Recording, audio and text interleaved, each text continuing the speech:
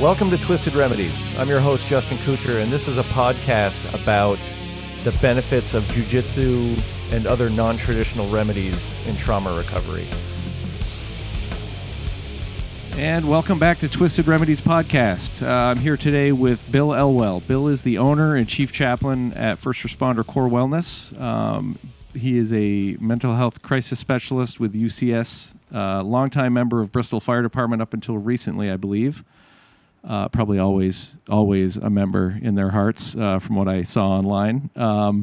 Degree in the fire service, Vermont State fire instructor, chief chaplain for Vermont State Firefighters Association, also a chaplain for VSP for the member assistance team. Does a lot of consulting with various agencies, longtime Methodist pastor. And I'll include a link for this, but he was featured in a WCAX story about Vermont State Police and their embedded crisis program, which he is or was part of. So that's a lot of stuff. I don't know that we'll dig into every one of those things, or we'll be here all night.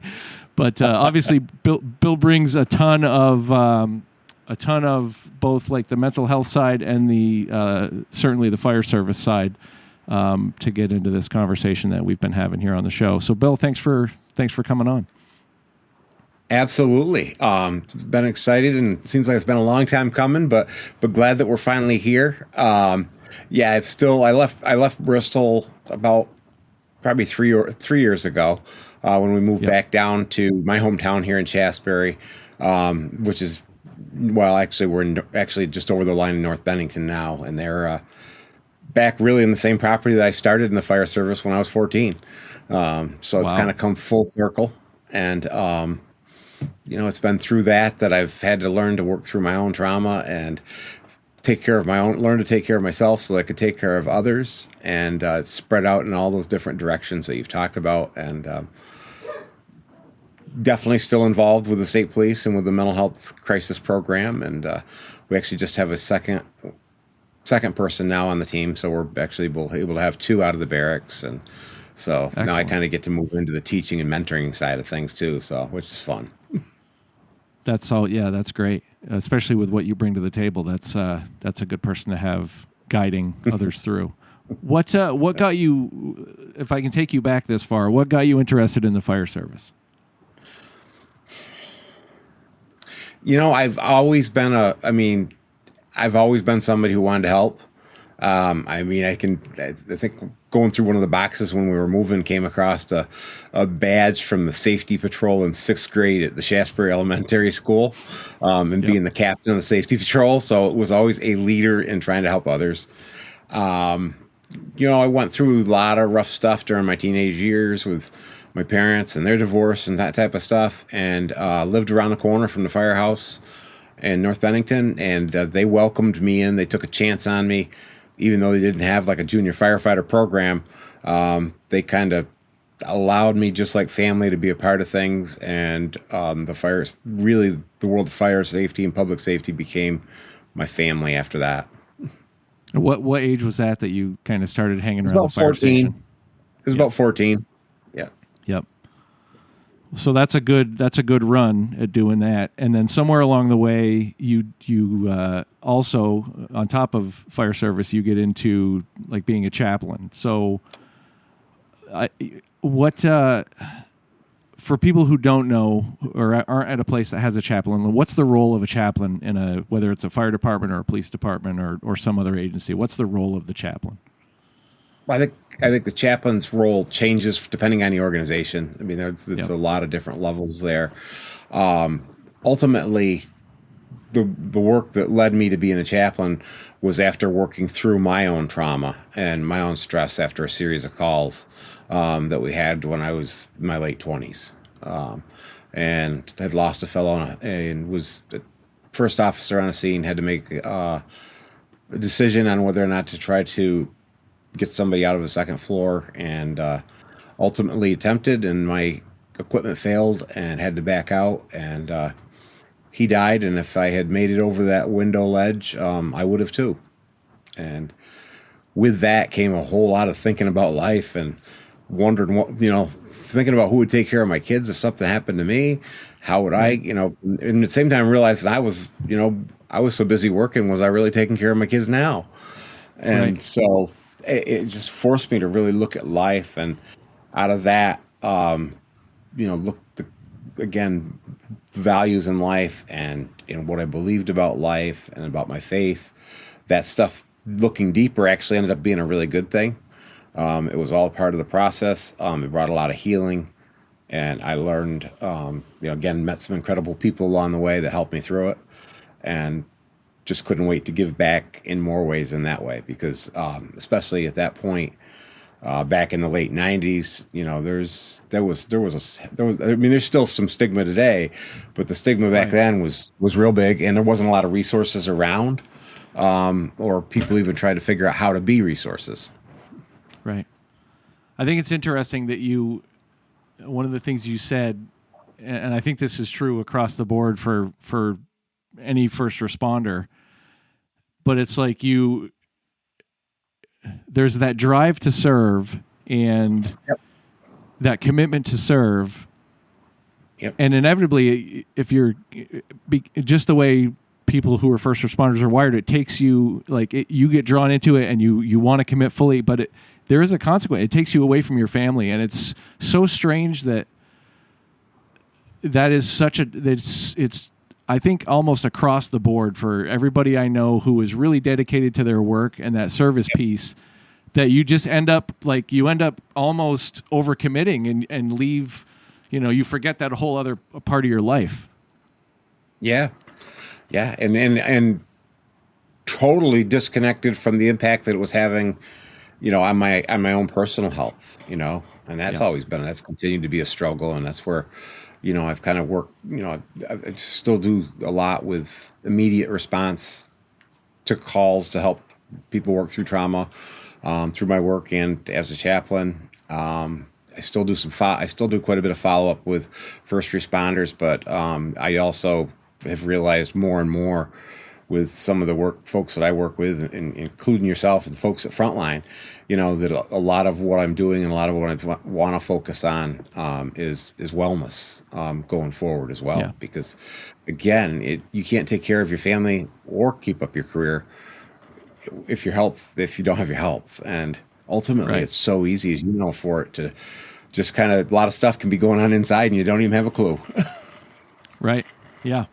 And the goal is you figure that out before the expiration, before it's too late to realize how to fix that. And that's I'm glad you brought up Frontline, and we'll probably talk more about them, but that's the goal of why I'm doing this. I think I've said on a bunch of shows, if I can get somebody else to figure this out and not wait till 20 deep into their career where they're like, oh, I probably should have taken care of myself along the way. It's such an important part of, it should be part of that service right out of the gate. That should be ingrained.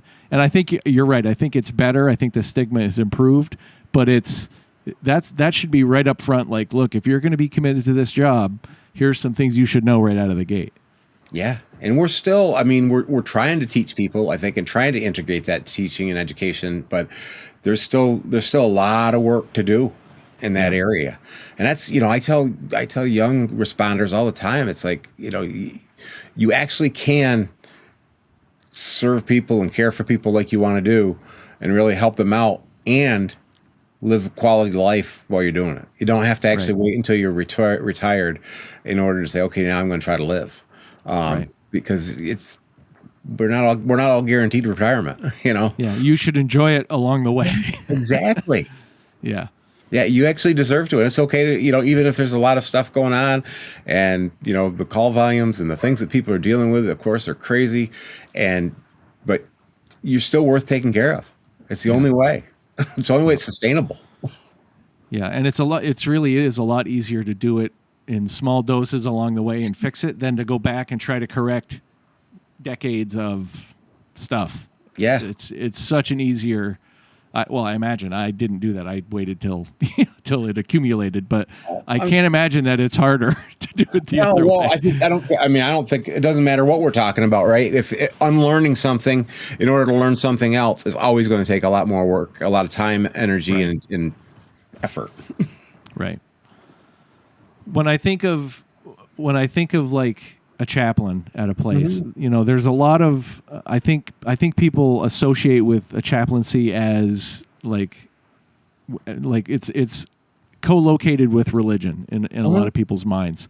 Yep. And is, I mean, it just generally is. But what about, so is there a hurdle or what's the way over the hurdle with officers, firefighters, whoever, who aren't religious and who are like, that's not for me because it's religious and it involves stuff I don't want to be involved in. How do you, is that a thing, and how do you overcome that?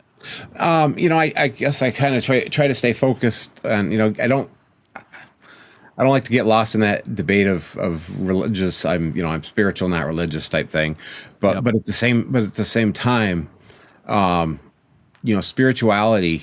And again, I didn't grow up in a church, and so kind of came to that later in life after working through all of my trauma, and kind of really my spirituality developed out of my service to others in a way.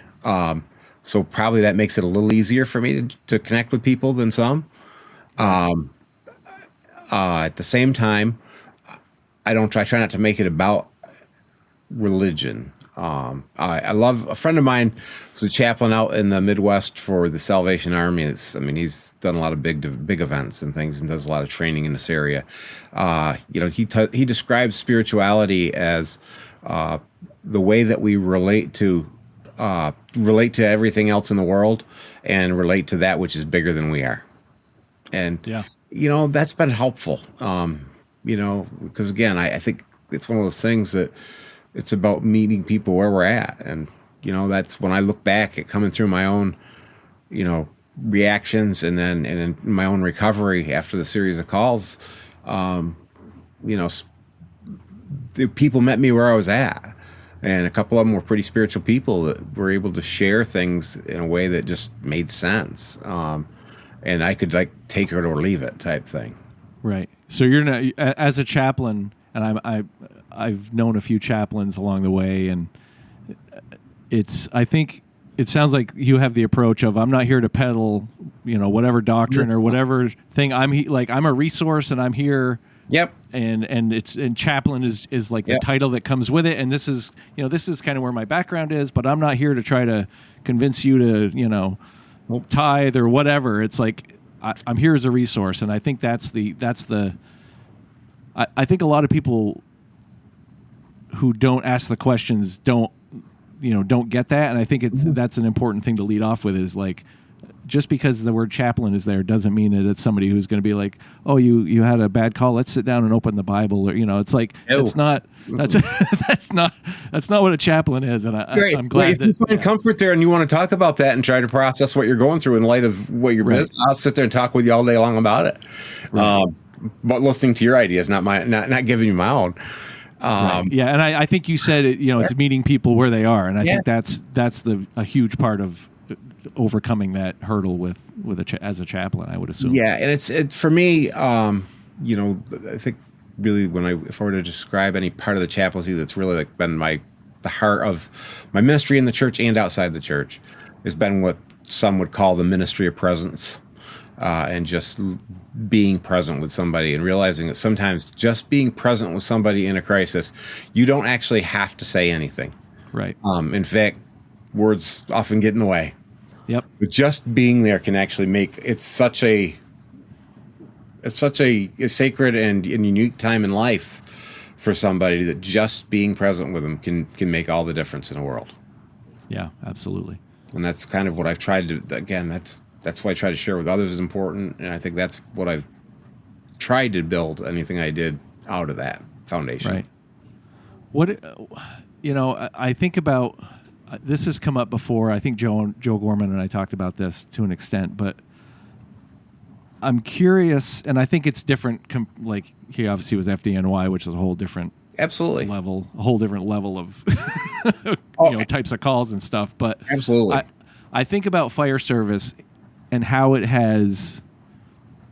I assume it has evolved, and I've heard kind of anecdotally how it's evolved, because it's not just show up, connect lines, and start putting fires out. It is so far, and I think even if you're in a rural community, like Bristol's pretty rural, but there's I think It's everywhere is rural. dealing with, it's more rural, but Yeah. I think there's it seems like there's an evolution from putting out fires and going to crashes, and now it's like showing up and Narcanning people and all of these kind of things that really historically, like, that's not what people who've been doing this a while signed up for. And I would imagine that brings a whole lot of different looks as far as the trauma goes. Can you talk about that a little bit? Sure. There's those changes there, but even the fighting of fires is in and of itself, it's evidence based now. There's a science to it, and there's been a lot of research done, and a lot of decisions on strategy and tactics are made on that type of stuff. When it comes to cutting people out of cars, I mean, these newer cars, you almost have to have a laptop and programs in your apparatus so that you can pull up the make and model of the car in order to know where you can and cannot cut, because it's not safe to cut there. And then you throw in now the EMS, certainly the substance stuff that comes with it, and it opens the door to Narcan and to care in that area. The mental health part of things today. People are already stretched and the rubber band's ready to break when they have the crisis. And so when that rubber band breaks, it can be really ugly. So how does that change as far as you doing like the chaplain work or the consulting or really all of the core, like, mental health trauma response kind of stuff? How does that change your approach to what you're encountering as far as what somebody is now seeing, at calls and the stuff they're being sent to? Like, does that change your approach, or is it the same approach? It's just got a different flavor?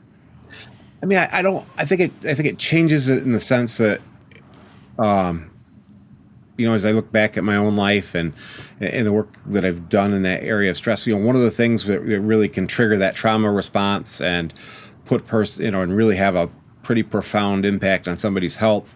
Often that is, it's something you stepped into something you weren't prepared for.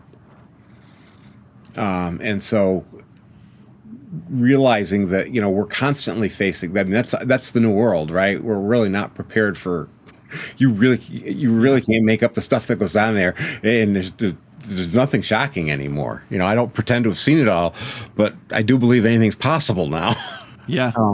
And just when you think you've seen it all, hold on. It's like, wow, I didn't see that coming. But yeah. And so recognizing that and really focusing, especially if I end up consulting with departments and with management leadership within a department after calls, is reminding people that, the support that's needed and that's going to be helpful to people is going to be based on the response of the individual, not the call, not the type of call that it was.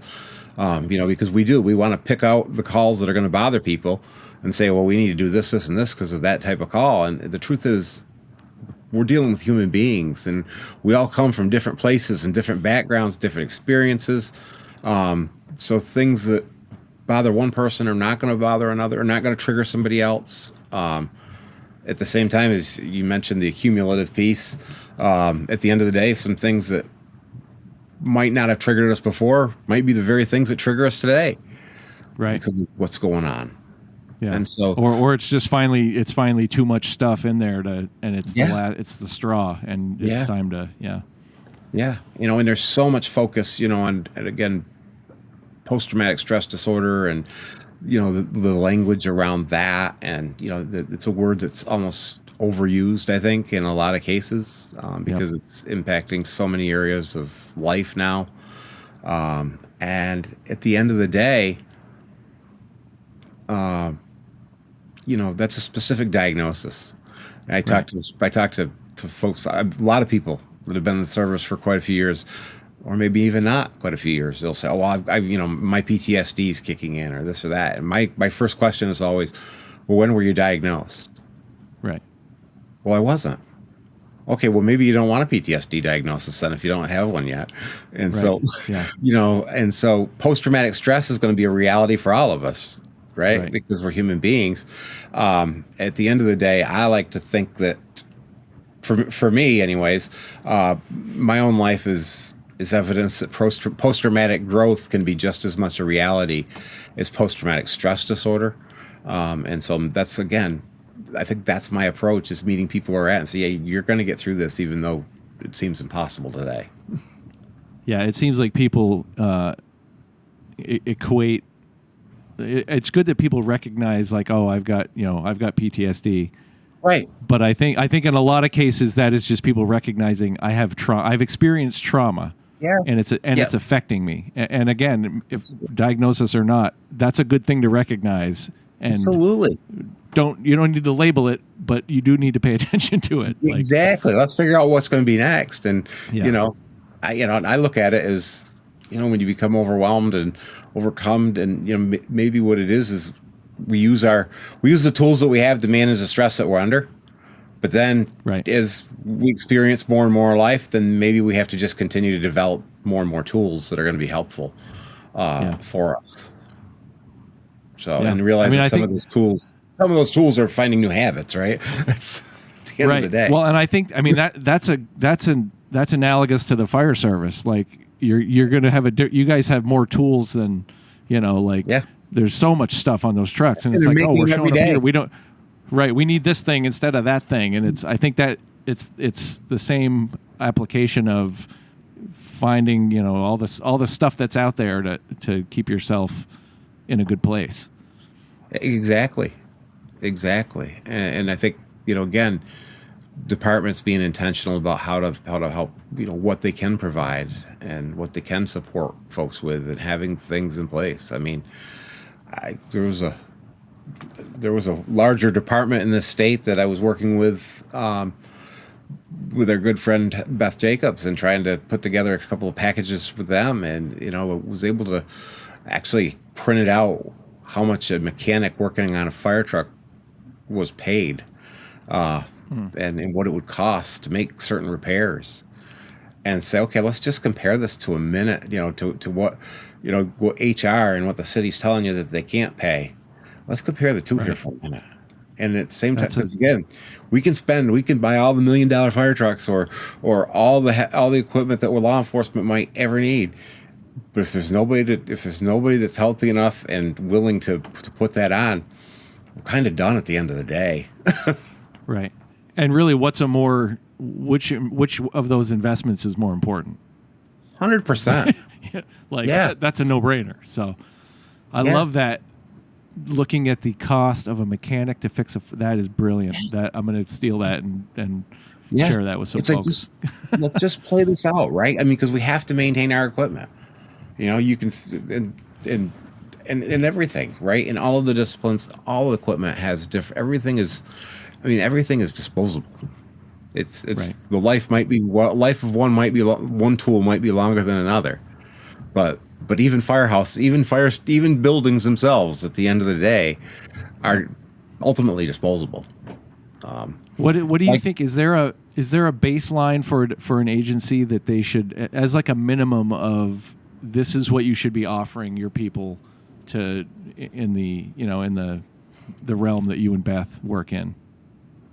I think if you can, again, I think if there's a way to get to where you can have access, they can have access immediately after a call with somebody one-on-one, or a relationship with a team that's going to work with your folks when something happens, and realizing that it needs to be somebody who's trained and somebody who's going to be intentional about consulting, planning with what planning what's going to be the best based on the reaction of the people. And then again, that stuff, it takes work to build it up ahead of time, to build those relationships ahead of time, because it's not, when we have an incident, when after a crisis, it's not the time to trade business cards and let's build a plan. Let's build a plan right now, because the world has fallen apart. Right. Yeah. Because again, it's all predictable. The responses, how it's going to impact the department, larger scale events, what it's going to do, that stuff's all predictable. Right. And so, therefore, as some would say, if it's predictable, it's preventable. Yeah. I mean, it's not going to mean that we never have it doesn't mean it's not going to be hard work, and it doesn't mean it's not going to be painful. But there's a big difference between suffering alone and knowing that you're supported and trying to get through what you're suffering with. Right. This is a loaded question and probably far too broad of a, far too broad. For you. I love going into dangerous waters like that. This is asking a lot. So feel free to, dodge and dip if you need to. I hear you. What is the most important part of working through trauma? As far in your mind, or at least one of the most important. I won't make you pin the most important sticker on it, but what is really at the crux of working through trauma? I think that's a great question, and you're right. It's a big area. Yeah, it's a big one. It is a big one, but at the same time, I think realizing that it's part of our human experience. If we were going to be destroyed completely by trauma, I think it's fair to say that the human race would have been gone a long time ago. Yep. And remembering that the impact of trauma on us is not just in the form of something psychological, that it affects us spiritually, it affects us cognitively, it affects us physically in all these different areas. And so recognizing that, there's times when there are things going on in our body that we can't figure out why, when, quite frankly, when you step back, most reasonable people would say, how are you surviving what you went through a week ago? Right. And so I think giving ourselves the credit, giving ourselves the space to look at that, to work through it. I think for me, when I look back, the most important part that would have changed the whole thing for me would have been if I had education, if I had information beforehand. Yep. Because when all that stuff started going on in my body, I just didn't understand. I was a plumber at the time. Living life, doing service work, eating, living my life really off of caffeine, carbohydrates, and crap. It worked really well because I could eat it on the fly. Right. But when you added in all the stress that came from multiple fatal fires and crashes in a very short period of time, my body just couldn't handle it. It needed different food. It needed different water. It needed to be able to know that it was okay to step back from things, and that didn't mean there was something wrong with you. And again, we're gaining in that area. But as a chaplain I heard out in Oklahoma once say, sometimes in the world of public safety, we're kind of like chickens in a hen house, and we find a weakness and we're going to peck it to death. Right. So that's the larger picture of not only looking at ourselves, but realizing it's happening within the context of a group. And so giving each other that freedom to do that, and to learn to compassionately confront each other in the middle of it, and to say, hey, you're something's off. And be more willing and open to listen to somebody in our family or in our department or in a neighboring department or somebody in a different discipline altogether that says, hey, I've noticed this about you. Say, okay, I wonder, let's just be curious about it for a minute. Just to feel right.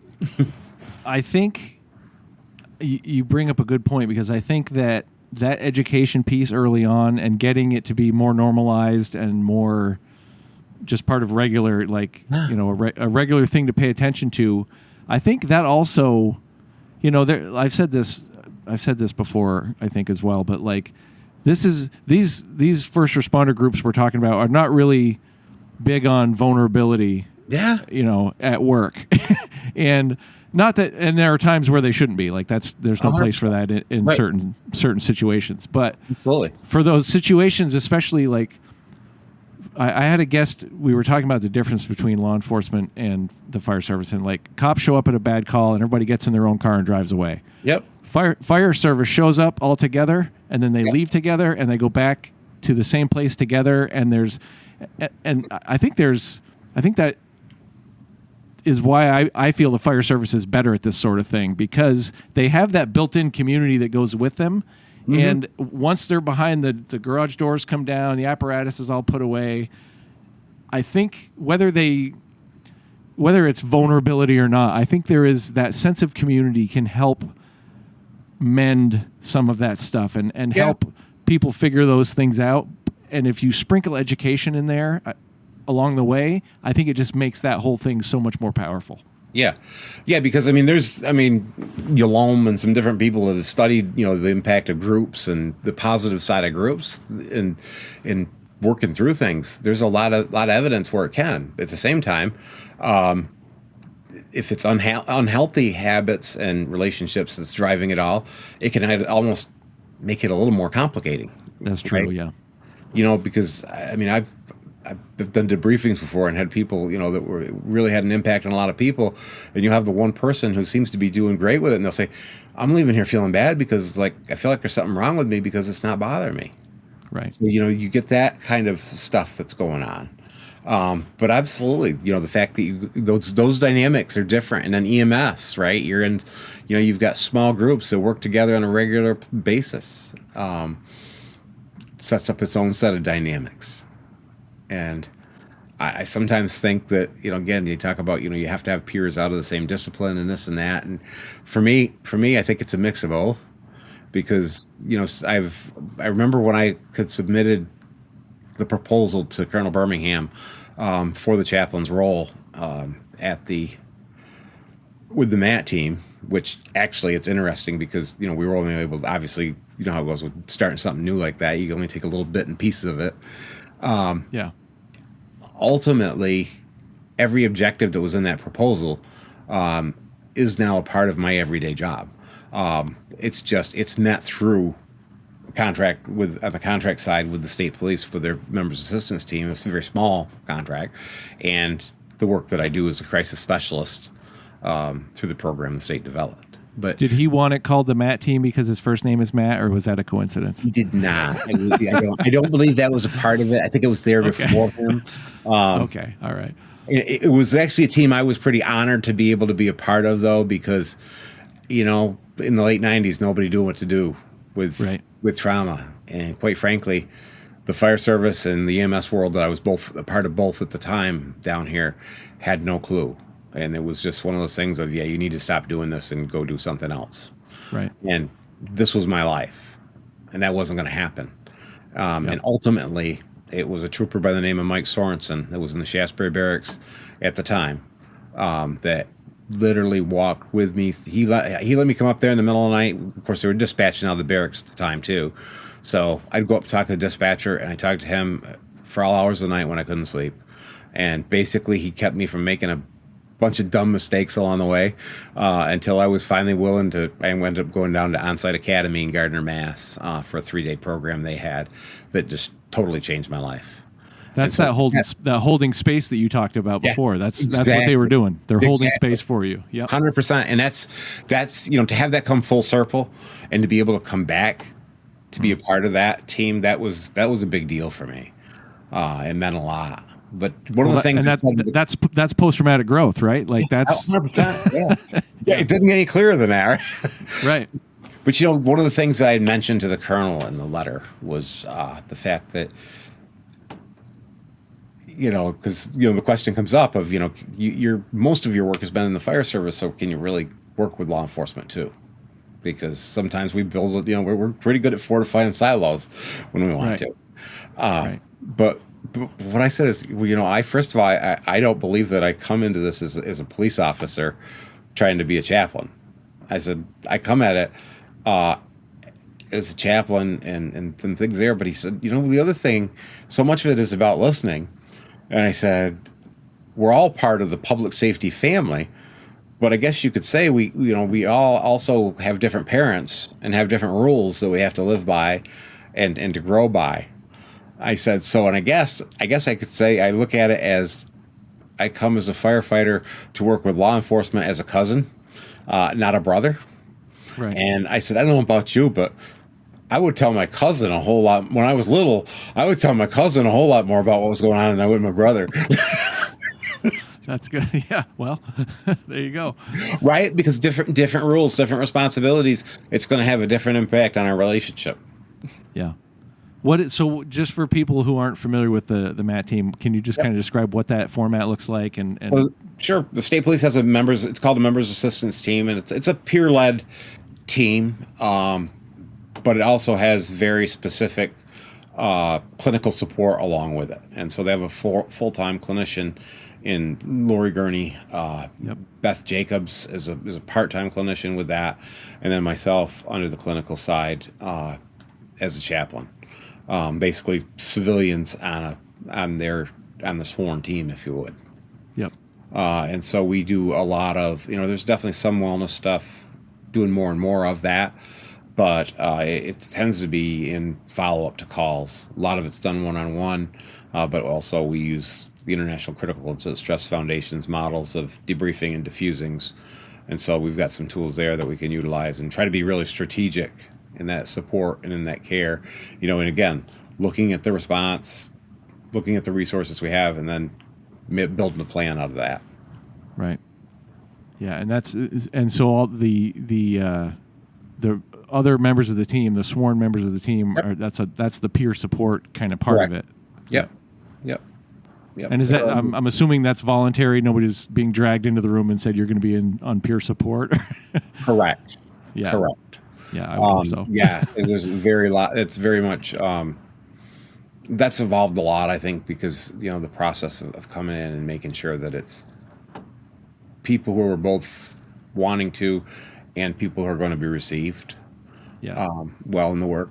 Let's face it, you've got to be credible. You got to be credible, person and known for your integrity and things, because that's you're talking about a lot of stuff with folks that is really good, and it's tough for peers. I think in law enforcement, there's the added piece is there's some things that they just can't talk about peer to peer, right? Because you're in the middle of a criminal investigation, or because it may involve policy violations that are mandated to be reported and things like that. Right.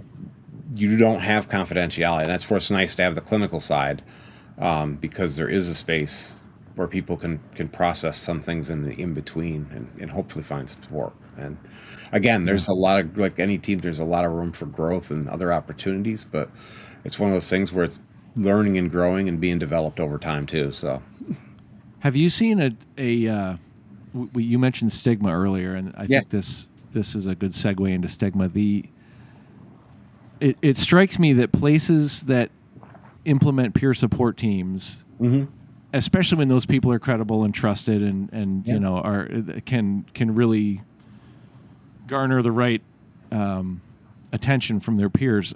Do you see, or is there a trend where the stigma kind of diminishes because now there's peers talking about it? It's not just, we have a clinician that shows up and phones it in or whatever, but it's the peers who are like, come with me.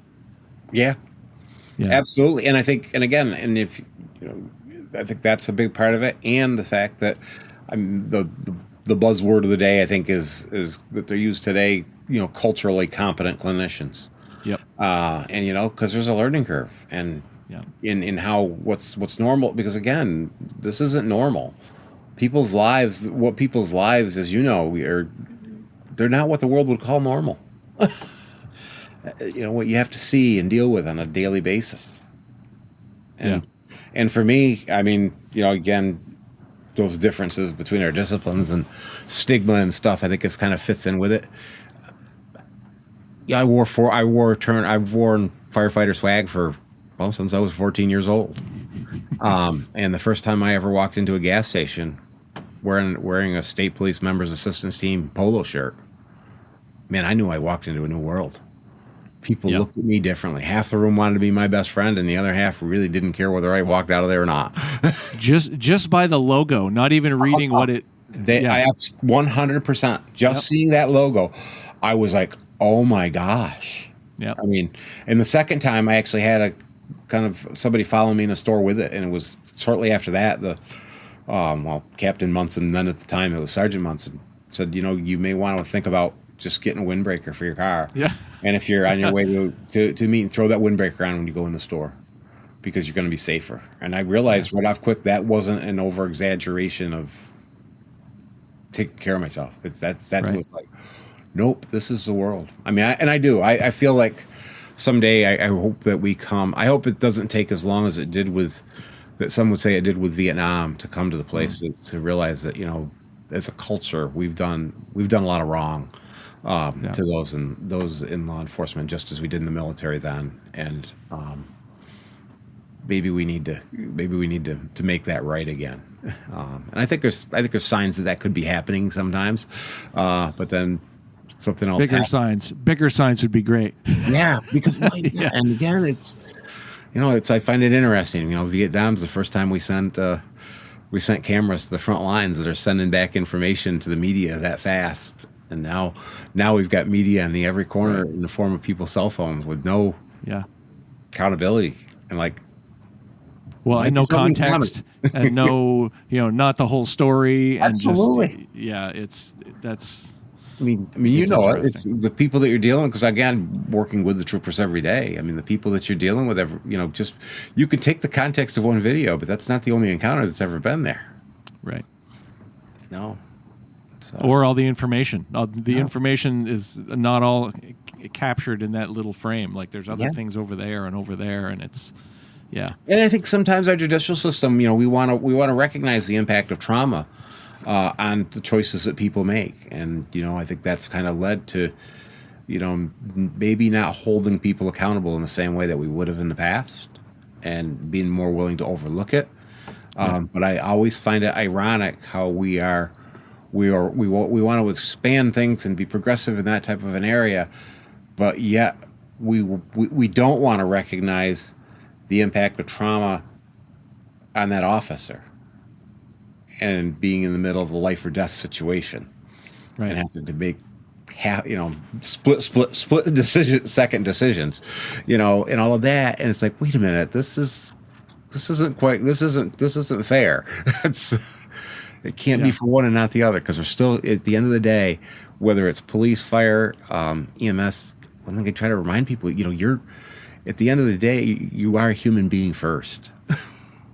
You can't deny that. And it's funny because this is timely, because before we got on here, I saw something on social media. It was a couple of days ago, I think actually 2 days ago, a Burlington officer showed up at work, off duty, walks into the lobby, encounters a guy with a meat cleaver and a knife.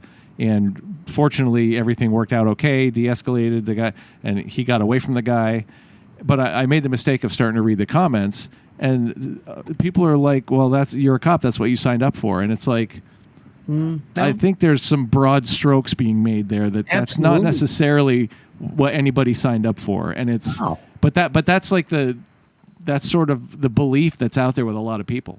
Yeah. And well, you're in the fire service, you signed up to go, and it's like, well, no, there's people signed up to serve. That doesn't necessarily mean you signed up for everything that comes with that service.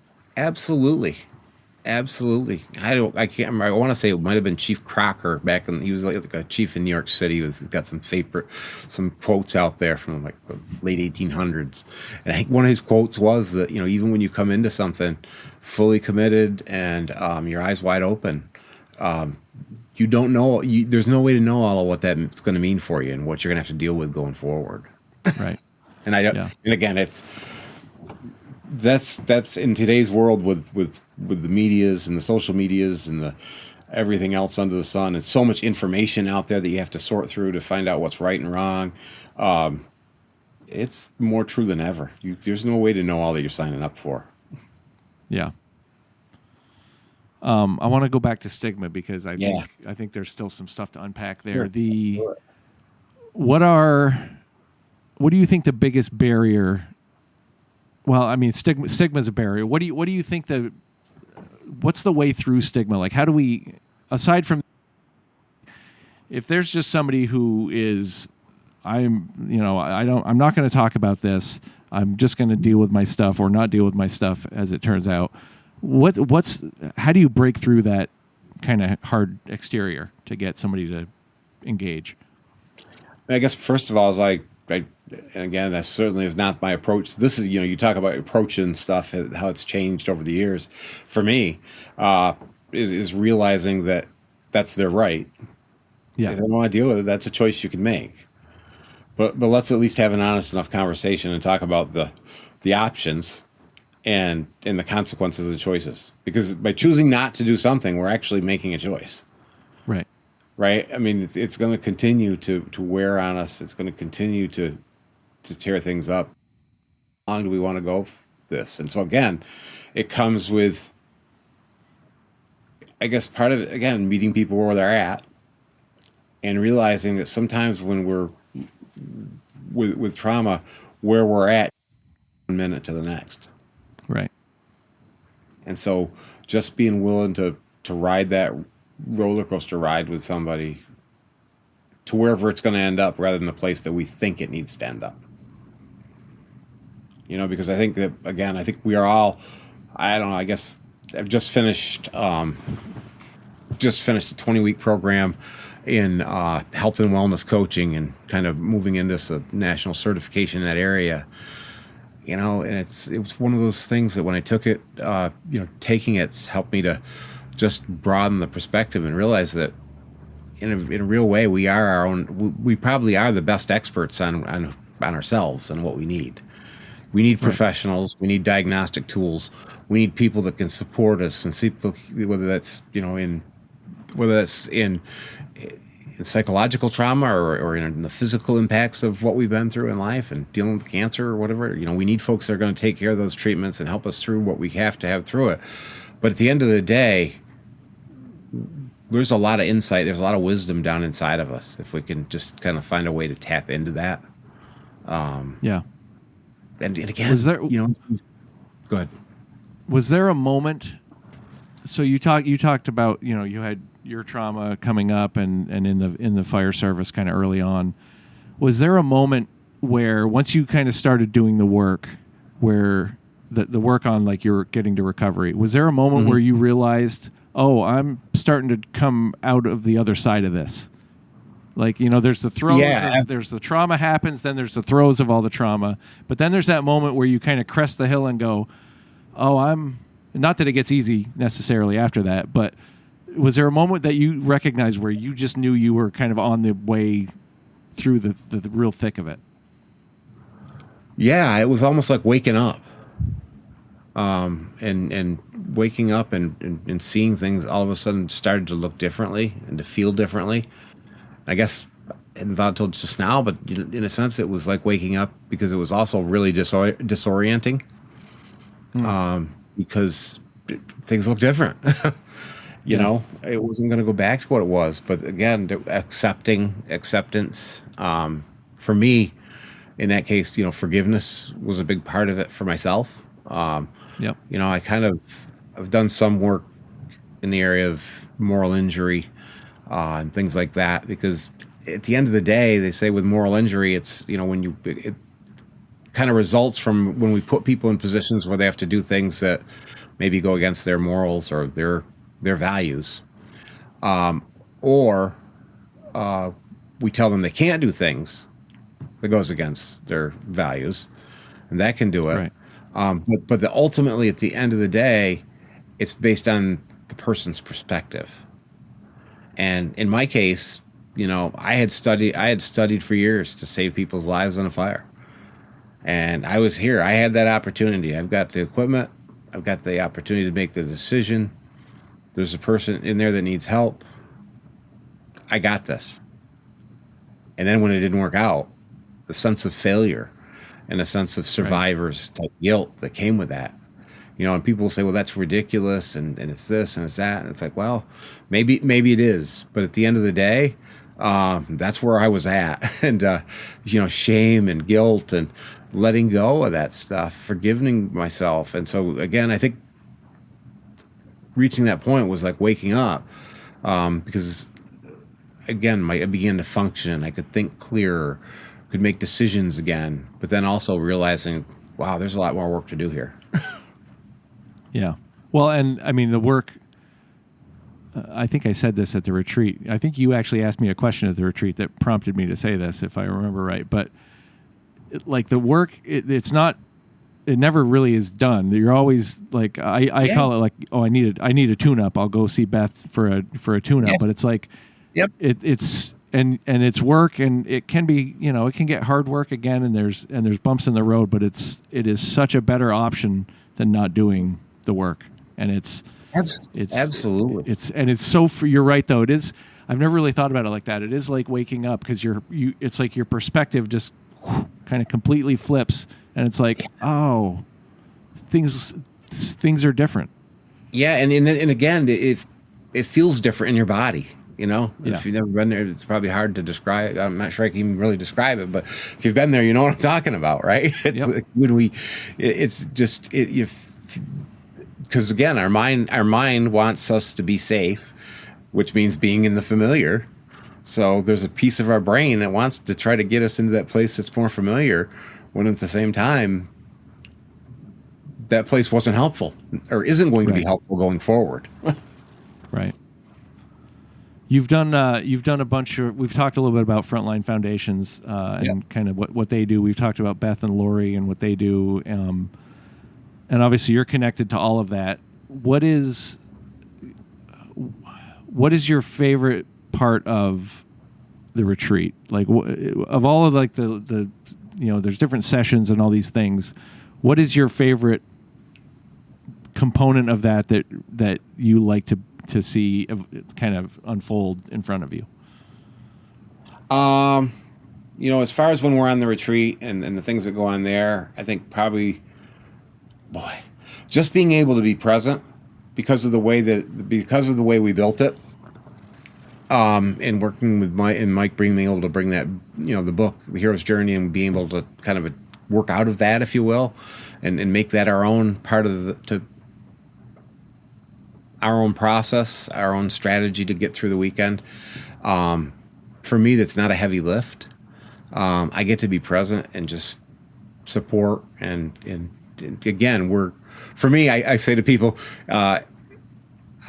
it's not really I'm going to lead a retreat. I feel like I'm on a retreat. We're all on a retreat together.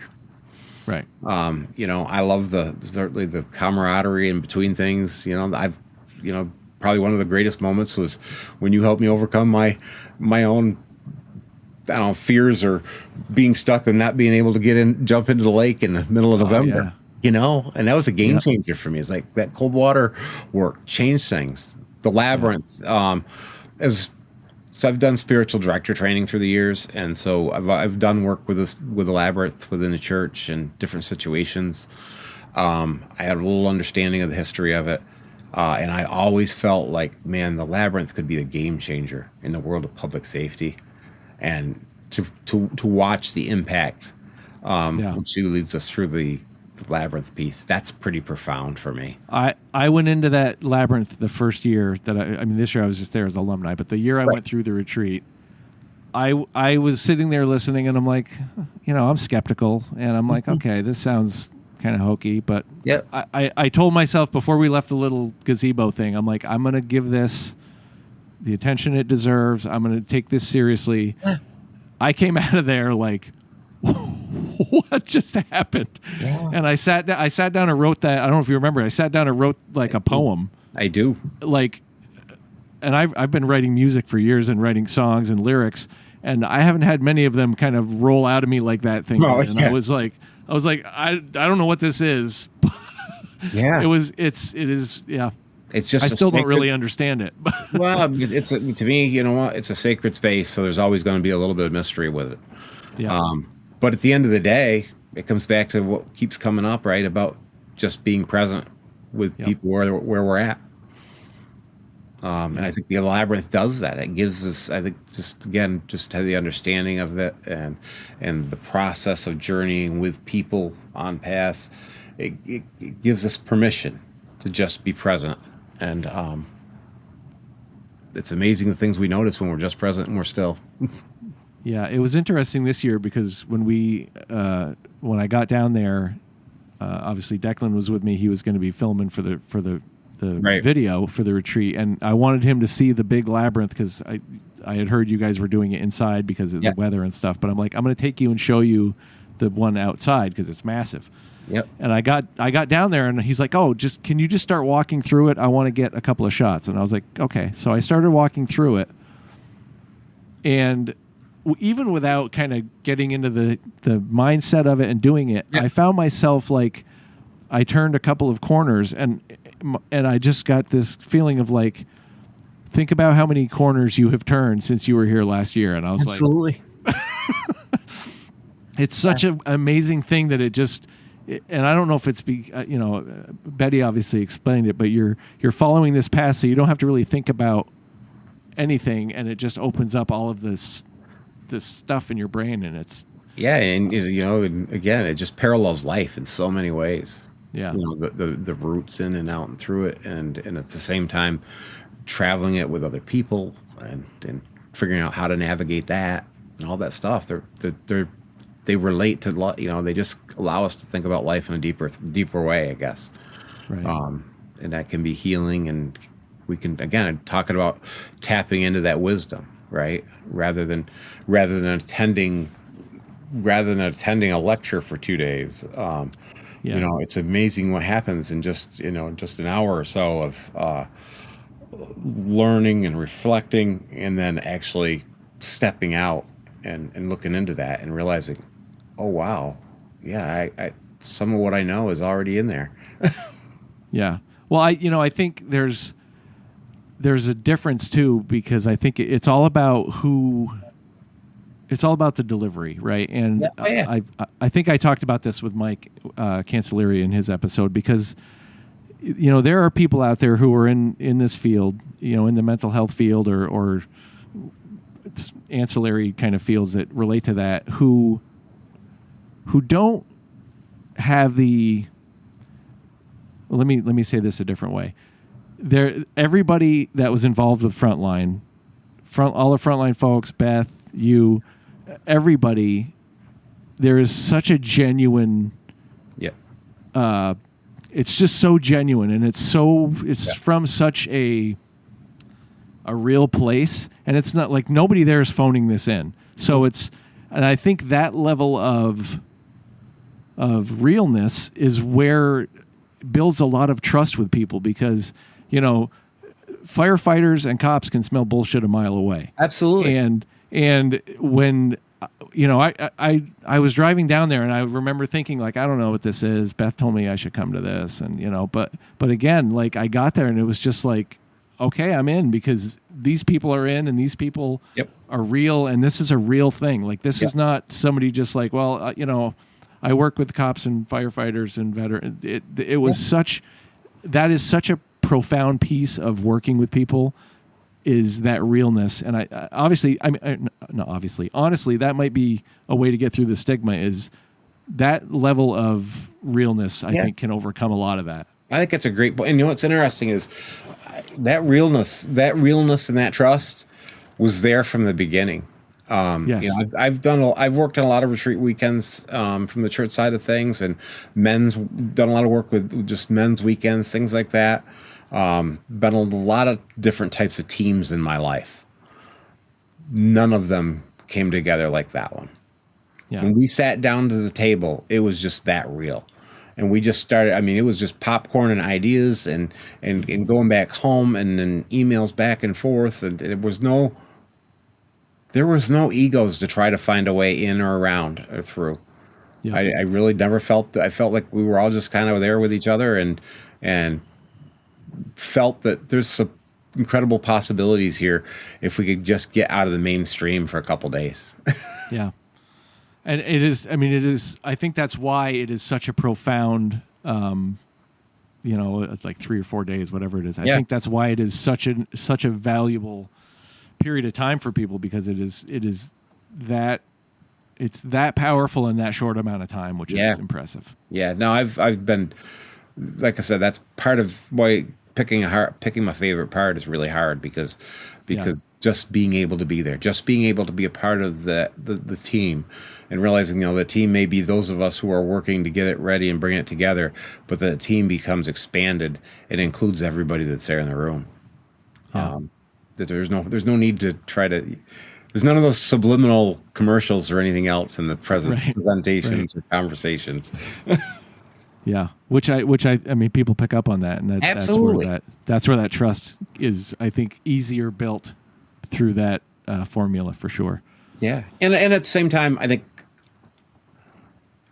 and when I say all of us, not only those of us that had kind of put together the idea in the beginning, but everybody who's been through and those who go through even the weekend, right, is vulnerability. Everybody's willing to be, and again, part of that's the trust that's developed. But people are willing to step out when they're in that place. They experience that. They're willing to be vulnerable and to have the courage to do that. And sometimes when you have that courage to be vulnerable, the world changes fast for you. Yeah, for sure. Just the people you connect with. Yeah. So one of the questions I ask everybody is, obviously the show's called Twisted Remedies, which is a play on words because I fold clothes with people and then when I do jiu-jitsu, and that's one of mine. And we talked about kind of cold plunging. So I always ask everybody, what are your twisted remedies? What are the things that you kind of rely on to keep yourself grounded, keep yourself on track and moving in the right direction? Yeah. Getting outside, going for a walk.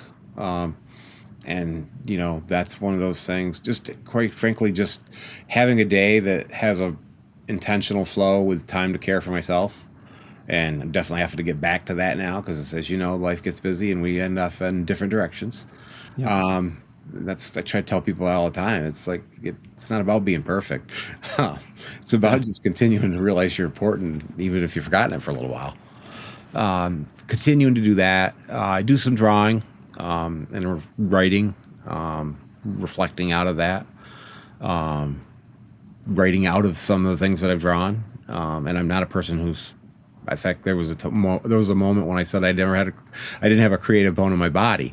But a couple of friends challenged me on that. And so I found out that sometimes drawing a picture, sometimes just sitting down and scribbling in color can be a form of journaling in and of itself when you can't find the words. Yep. And so that type of stuff, I love working, I bought my dad's house and, a lot of stuff we've done to work on that and things like that. So I like working with my hands. I love being able to go do things outside or in the workshop. Yeah, I guess those are probably the biggest ones, Those are good ones. Those are good. Yeah. Are you still, do you plunge at all? A little bit. When you're not in Silver Bay, New York? Not enough. Yeah. With that being said, I'm eyeing a couple of different ways that I can have my own right here at the house. So, and simplify that a little bit. Yeah, that definitely makes it easier. Just the access part of it becomes a challenge, and there's too many places for excuses to pop up. Right. But it's crazy how it changes. I mean, that's probably, when it comes to, and sometimes breath work, I guess that's the other thing, just taking time to intentionally breathe. I was doing that right before our call because my day started off with my first online troll for the podcast reared its head. And it was like, so I woke up to that and kind of was in a funk about that all day. And then, we had some crazy stuff at work going on that just, those kind of calls that reminiscent of the old days. And so, and that all sort of unfolded right before I got done work. Yep. And then I came up here and I was just like, I was feeling, all of that tension. And I'm like, I'm going to breathe until Bill signs on. And what a difference it makes. It is. Now, to be honest with you, my day was very similar and that's exactly what I was doing. But it's crazy what in a couple of minutes you can change that. But the cold water piece that's definitely been one of the more dramatic remedies for me. It's like, it's crazy the positive impact it's had on my body when I do it. Yeah. I don't. It's another one of those things I don't understand and probably don't need to. It just works, Exactly. and it's good for me. But Yep, absolutely. what else? What's coming up for you, Bill? We've talked for a bit here, and I want to be respectful of your time. What do you have in the hopper? What do you have on the horizon that you want to put out there? Yeah, I mean, I think my big one is the working on the health and wellness coaching, being able to work with people one-on-one that way. That's kind of my next goal. I've got to get a few folks that want to do some kind of like some test session. I've got to do like 50. I basically have to do 50 before I can take the national board certification. Yep. And so, there's definitely some first responders. If you know somebody that might be helpful send them my way. Because I'm kind of doing that. I'm going to do it for the test part, for this part of preparing for the exam. Right. I'm doing that pro bono. So I meet with people 3-4 times and see how that goes for them.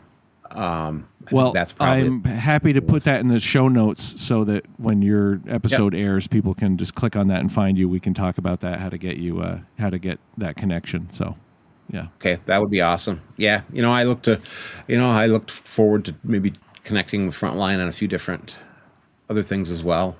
I know seeing where that might go. Getting back to teaching more and more, and eventually really want to get into teaching via podcast, because I think this is one of the greatest ways in these type of conversations. And so that's one of my projects here, is I'm finally going to have a space that I can do that in. So nice, because again, it's just I think again, when we could just take the time like you and I did tonight to just be present and have a conversation, it's amazing what we can learn.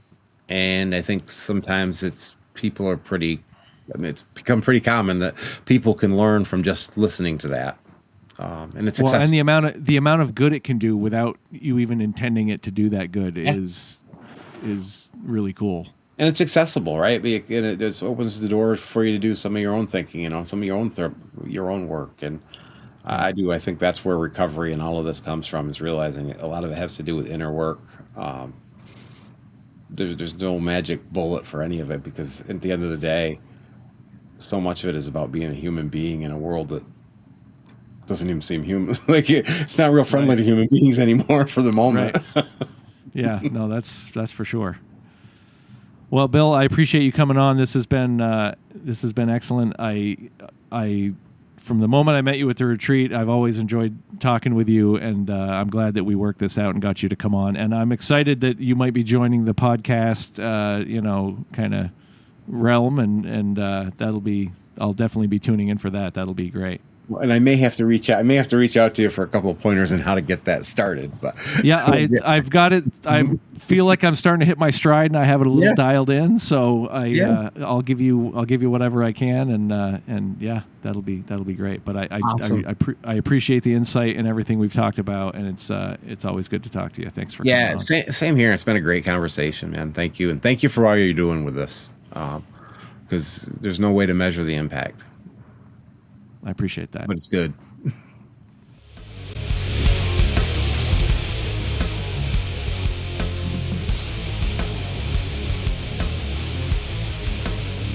If you've enjoyed the show, please consider a like, a subscribe, or a share, or even writing a review. This helps the podcast grow and gets the word out to more people. As always, take care of yourselves and take care of each other.